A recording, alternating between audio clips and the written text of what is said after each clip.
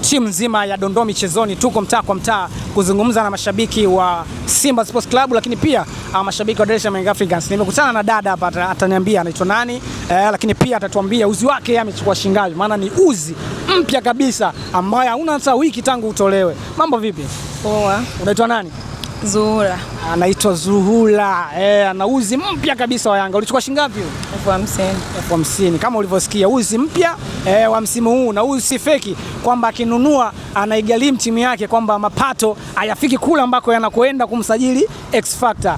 Tueleze kidogo, tamasha ulilionaje, tamasha la Yanga Day jana? Lilikuwa zuri, limependeza.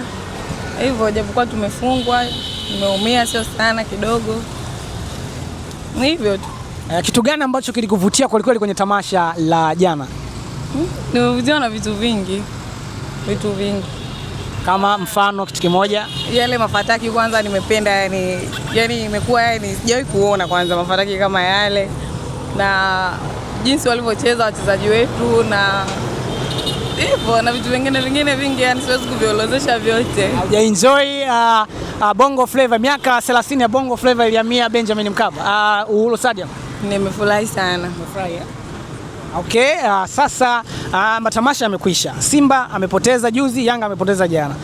Lakini kuna mchezo wa ngao ya jamii siku ya tarehe 12. Maoni yako ni yapi? Nani anaweza kuibuka mshindi? Ni Yanga. Yanga atashinda? Una confidence kabisa? Kabisa. Atashinda ngapi? 2-3. 2-3. Akishinda 2, njoo hapa studio. Nitakupa zawadi. Sawa, nitakuja. Sisi tunashukuru sana na uwe na wakati mwema. Kama ulikuwa unaelekea sokoni, tuko hapa na watu wanaweza kukusindikiza. Karibu sana lakini. Asante. Bye bye.